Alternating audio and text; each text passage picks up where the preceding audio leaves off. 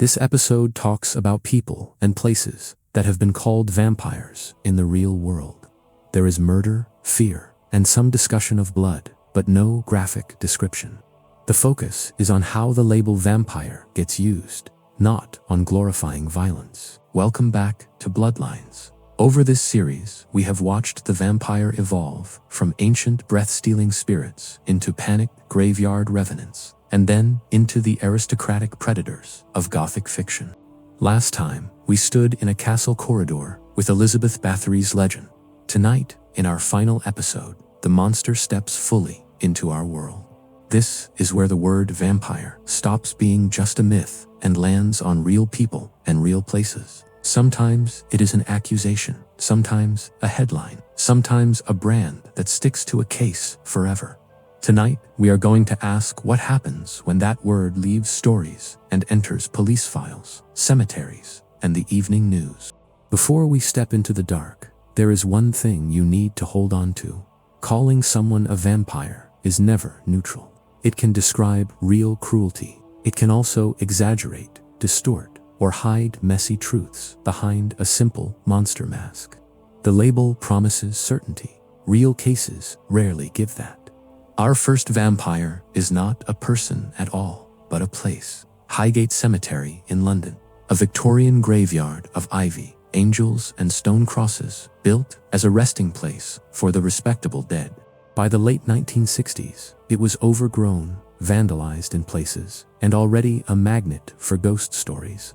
It did not need much help to feel haunted.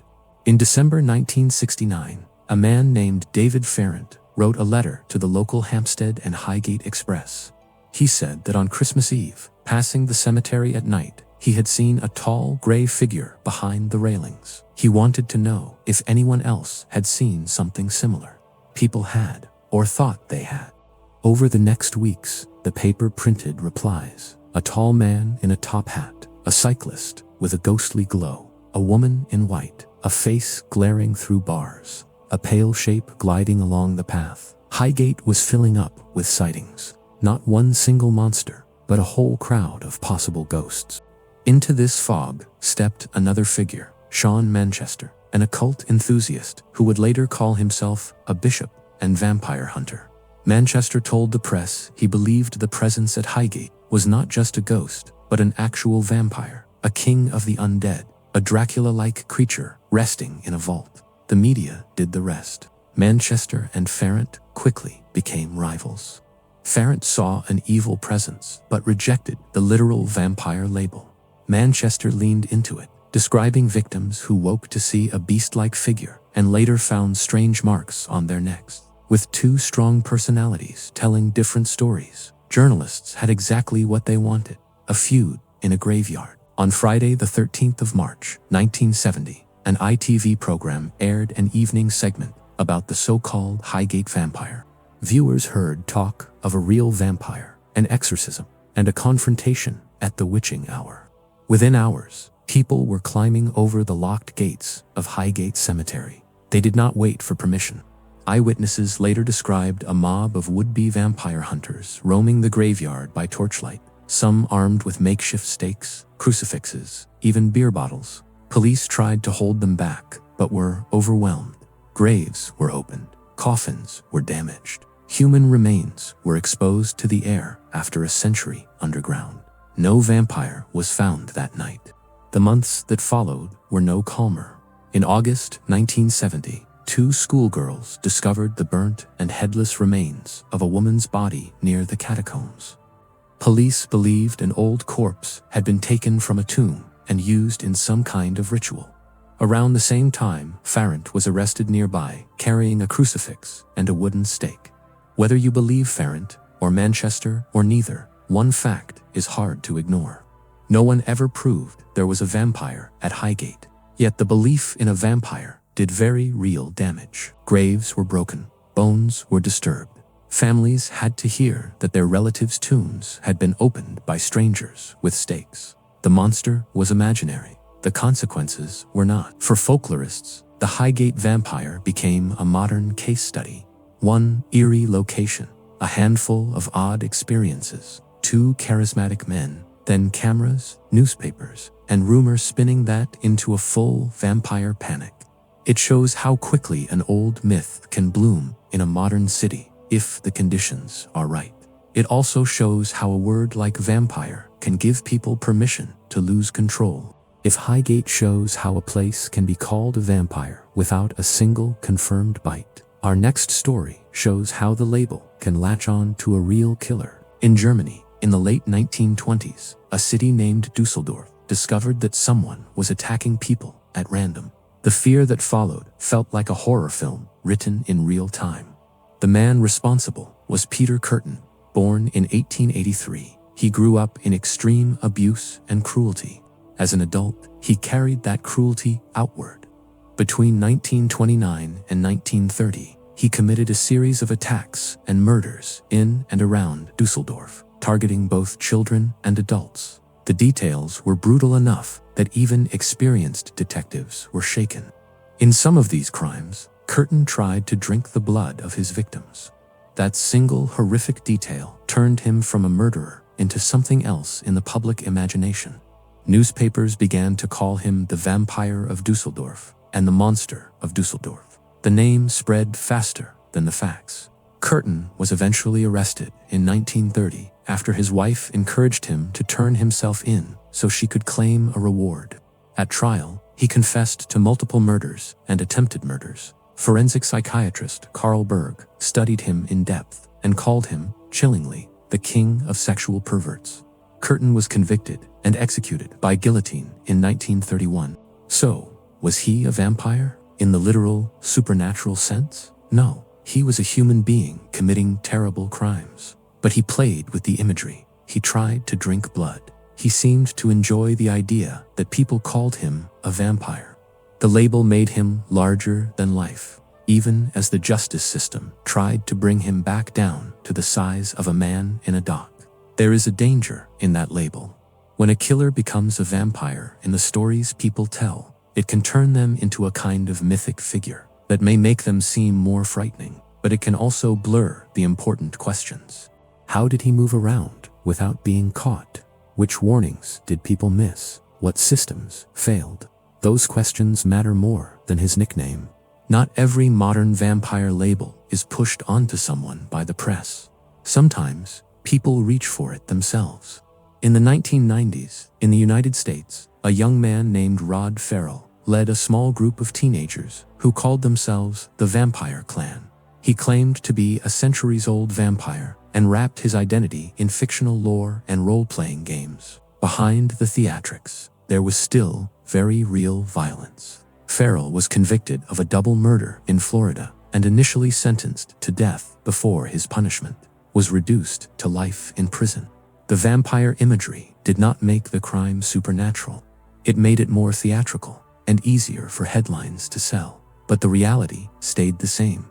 Human choices, human harm. In Sweden, a woman dubbed the Vampire Woman by the media became infamous after her own murder conviction and later relationship with another violent offender, sometimes called the Skara Cannibal.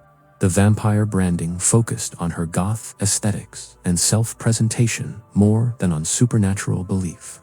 Once again, vampirism became a costume layered on top of very human crimes. When the vampire mask is self-chosen, it creates a different kind of unease. Are these people truly convinced of their own myth, or are they using the image to intimidate, to feel powerful, or to distance themselves from what they have done? We cannot see inside their minds. We can only see the trail of people who have to live with the consequences. Across these stories, one pattern keeps emerging. The word vampire appears when ordinary explanations feel too small for what has happened. A vandalized cemetery becomes a vampire's hunting ground. A violent killer becomes a monster from folklore. A teenage murderer turns himself into a character from a game. The label stretches to cover the parts that feel unbearable, but there is a cost. When you call someone a monster, it can feel satisfying. It says, they are nothing like us. It shuts the door between their choices and our own capacity for harm. Yet most of the stories in this series have shown the opposite. Monsters, when you look closely, are made out of human fear, human desire, and human systems, not out of magic. Highgate shows how a vampire story can spill out into the real world and damage the dead without finding a single undead creature. The Vampire of Dusseldorf shows how a real killer can be turned into a symbol so big that it hides the failures that allowed him to act. Modern vampire cases show how some people choose the label for themselves as an armor or a disguise. It is easy to repeat a nickname. It is harder to keep victims and context at the center. Saying vampire over and over again can make a case feel like horror fiction. But the families who deal with the aftermath are living in something that has no incense-safe distance and no fade to credits. Think back over the path we have walked in Bloodlines. We began with ancient night hags and breath thieves, creatures blamed for sudden deaths in the dark. We moved through European villages that dug up their own dead in panic.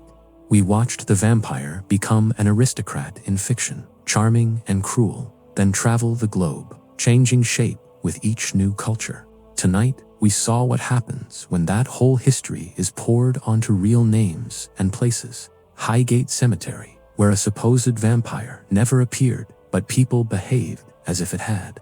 Peter Curtin, whose violence was real, but whose vampire title turned him into a myth.